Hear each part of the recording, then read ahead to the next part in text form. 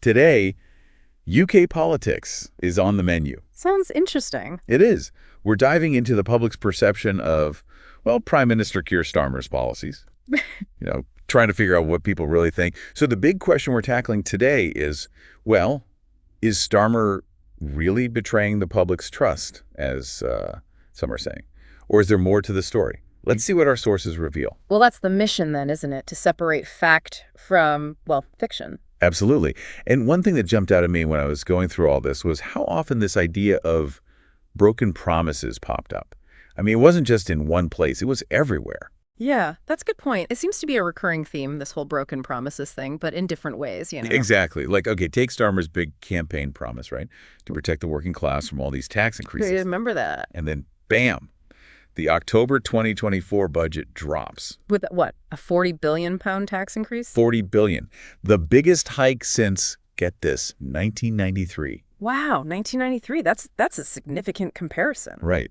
It immediately brings to mind all those austerity measures back then, right, which hit the working class, well, really hard.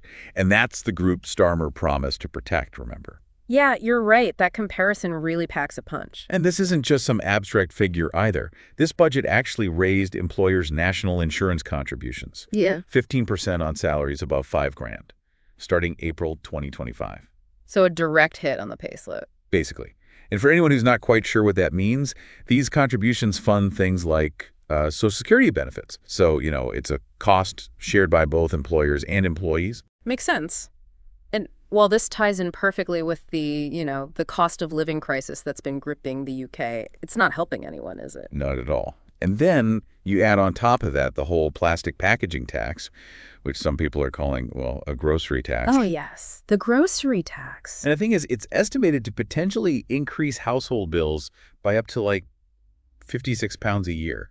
Which, I know that might not sound like a lot to some people. But in this current climate, come on, every penny counts. Exactly. Oh. Especially when you're already feeling the pinch. And that's where the public outcry really kicks in. Yeah, people are seeing this as, another burden, another broken promise on top of everything else. It's a tough sell, politically speaking. Right. And this whole broken promise perception, it goes beyond just taxes. We see it with the tractor tax as well, which is essentially a tax on farm inheritance. Ah, right. Yeah, this one's been causing a stir, especially in rural communities. And understandably so, Family farms, they're more than just businesses for these people. They're legacies. Exactly, passed down through generations. So the fear of losing the family farm because of some tax, it cuts deep. For sure.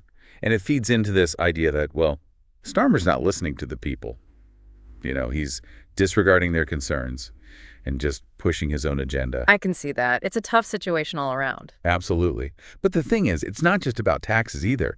There's also this issue of Starmer backtracking on certain pledges. You mean like the nationalization thing? And tuition fees. Those are the big ones. And those U-turns have definitely added fuel to the fire. For sure. It's led to accusations of, dishonesty, political opportunism, the whole shebang. People are questioning his commitment to his initial platform. It's definitely dented his credibility in the eyes of some. Yeah, no doubt about that. And then you have the authoritarian label that's being thrown around. Yes, that's a strong word. Very strong. The Sun, they're particularly keen on that one, pointing to, well, Starmer's stance on certain protests and the way he handles dissenting voices within his own party. They see it as evidence of this authoritarian streak. Interesting. So we've got this image emerging of Starmer as a leader who makes promises he doesn't keep, raises taxes during a cost of living crisis, and, well, acts like, well, a bit of a dictator.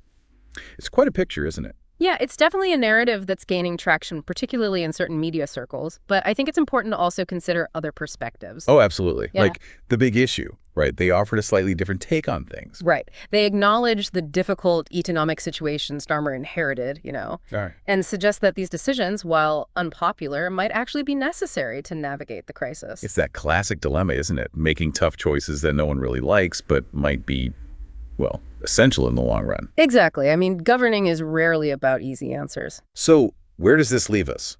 Are Starmer's policies really a betrayal of the public trust?